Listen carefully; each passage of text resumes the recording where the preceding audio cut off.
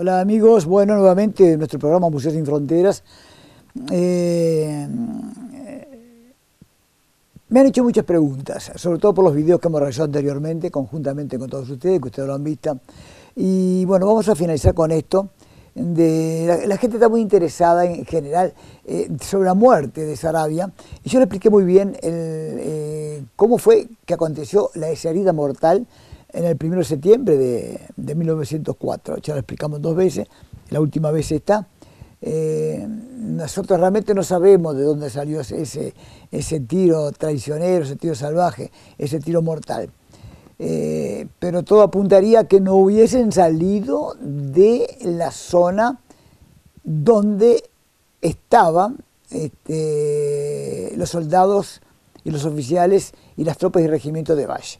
Salió de ahí muy cerca, fue un impacto muy grande, muy fuerte. La capacidad de penetración de la bala está demostrando que fue de una zona de un disparo con mucha potencia, que fue lo que en sí, al herirlo, causó la muerte del general Saravia a los pocos días, el 10 de septiembre de 1904. Yo he comentado de que en el 68, yo tenía 17 años, y yo fui a la jefatura de policía de Paysandú para pedir una lista de los que aún cobraban como pensionistas del 97 de 1904. ¿Por qué en la jefatura? Porque la gente, ellos o un familiar tenía que ir a acompañar y de un sello que le otorgaba la jefatura si el hombre estaba vivo, si la persona estaba viva, para poder ir a cobrar. Entonces había toda una relación que todas las jefaturas tenían. Lástima que habrán desaparecido todas, ¿no? Yo creo que la única lista que queda de los pensionistas del 97 del 4 es la que yo obtuve en el 68. Y eran 198 pensionistas, tanto de las campañas del 97 y de las campañas del 4. Muchos de ellos del 97 habían participado también en las campañas del 4. Paysandú siempre fue un departamento muy, no digamos guerrero, pero un departamento donde después de aquellos intentos, de las tomas de Paysandú, cuando la segunda toma que la realizó Rivera y la tercera toma cuando cayó Leandro Gómez, una defensa de 33 días, del 1 de diciembre de 1864 al 2 de enero de 1865, se caracterizó por ser un departamento muy blanco. Entonces cualquier movimiento que había, desde el punto de vista de apoyo al general Saravia, la gente, el pueblo respondía con hombres. Entonces dice que la división Paysandú era muy grande, llegó a tener 1.400 hombres. No sé si es cierto, no hay documentación. Pero de los pensionistas eran 198 para el año 1968, 3 años después de la toma de Paysandú. Debemos pensar que realmente fueron muchísimos. Y los visité, no a todos, no pude visitarlos a todos. Uno vivía muy lejos, otro que querían recibirnos, otro que pedimos un día y no estaban, pero visité varios, entre ellos un señor Nicolini, no sé si la gente cuyo apellido es el mismo en Paysandú son familiares o no, pues no se me ocurrió preguntar en ese entonces. Conseguí muchas fotos, muchas divisas, algunas pistolas antiguas, unas de cargar por la boca, la Fouché, Fuego Central, revólver de fuego anular. Entonces a uno de ellos yo le pregunté qué es lo que más le impactaba. No fueron esas palabras, pero más o menos pareció. O qué es lo que le había llamado más la atención. O qué es lo que él había visto que no lo había visto en otra oportunidad. Y él me comentó varias cosas. Entre ellos me comentó de que la dificultad que tenían con los caballos, ya los comenté en el video, ¿no? Y que ninguno de los historiadores o de los escritores ha puesto esto en sus libros, ha hecho una relación de esto. Dice que ellos preferían robarle, o en el momento del ataque, la defensa, robar o tener un caballo del ejército, porque esos caballos estaban acostumbrados a los impactos, tanto de las balas, de las carabinas, de los revólveres, de las pistolas, pero fundamentalmente de los cañones. Dice que los caballos de ellos, cuando sentían el primer ruido, la primera explosión, la primera detonación de un cañón, que ese entonces vendría a ser aproximadamente 75 milímetros, no había quien lo frenara. Era el desbande total. Tremendo. No sé cómo realmente harían esas cargas a lanza. Él dice que él no participó nunca en una carga a lanza, me decía Nicolini, pero que sí él había visto. Pero dice que no, que salían todos parejos, pero llegaban, el que llegaba mal rumbeado. ¿Mm? No es tanto como lo que se dice. En la realidad no es tan así como contamos, que partían 200 y llegaban 150. No. Dice que el problema que tenían... Y no había quien sofrenara un bagual de eso. Dice que sofrenar un bagual después que sentía el disparo de un cañón era como querer sofrenar un caballo cuando se desboca con un carro. Y es cierto, eso yo lo vi. No lo frena nadie. Frena él solo, cuando se cansa, cuando revienta. Pero antes no lo para nadie, no hay nadie que lo pare. Porque pasa arriba de moto, pasa arriba de auto, pasa de arriba de camión, pasa arriba de todo. Y el gaucho que me está escuchando, o alguien que ha visto lo que yo estoy contando, me da la razón. Y dice que, y después me comentaba que caballo que había sentido la pólvora y había sido herido, no hay quien lo metía para adelante. Entonces yo digo, cuántas cosas que desconocemos nosotros, ¿no? Esos encuentros entre ejército regular y ejército de línea, cuyos caballos los acostumbraban constantemente, primero a 200 metros, a 400 metros, 200, 100 metros, a los disparos, cosa que los animales estaban comiendo, sentían un disparo de un cañón, seguían comiendo, ya estaban acostumbrados. En cambio, aquellos otros que nunca habían sentido la detonación de un cañón, que es tremendo, para que ustedes tengan idea, para el que no sintió, les comento que el 1 de septiembre de 1904, yo no sé en línea recta cuándo estará Massaller acá, no ni idea tengo. Puede ser un disparate, puede ser 60 kilómetros, 40, 50, no lo sé. Pero dice que acá en Rivera se sentían las explosiones, los ruidos de las explosiones de los cañones. Imagínense un caballo que nunca sintió nada. ¿Quién lo iba a frenar? En el año 2014 hicimos varias exposiciones. En 2014 llevé un cañón de cargar por la boca, a una exposición que realizamos en la Patria Gaucha. Y se nos dio a las 10 de la mañana de poner un cohete adentro y hacer una explosión. No quedó un caballo alrededor. Ninguno.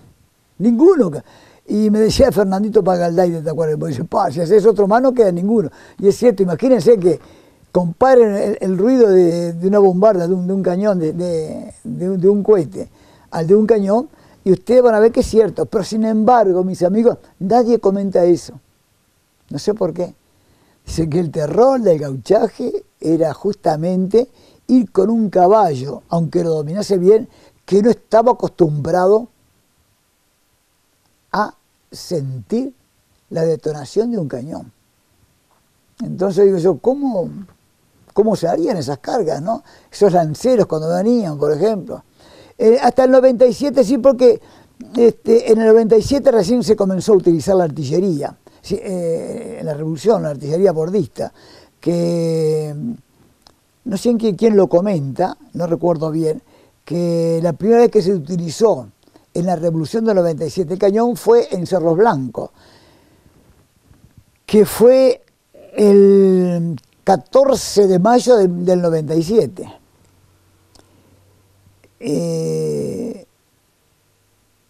Pero el ejército, las tropas, los caballos del ejército ya estaban preparados, pero las tropas revolucionarias no estaban. Bueno, y el comentario fue que de 105 tiros, creo que lo comentó algo acá, se mató un caballo y se hirió un soldado. Pero en el 4 sí, se utilizó mucho más. Así que no sé cómo habrán sido las cargas en esa época, ¿no? Cuando los caballos nuestros, los caballos revolucionarios, mejor dicho, se topaban con la detonación de un cañón. Y este hombre me comentaba también, me comentó de que en las puntas del Queguay,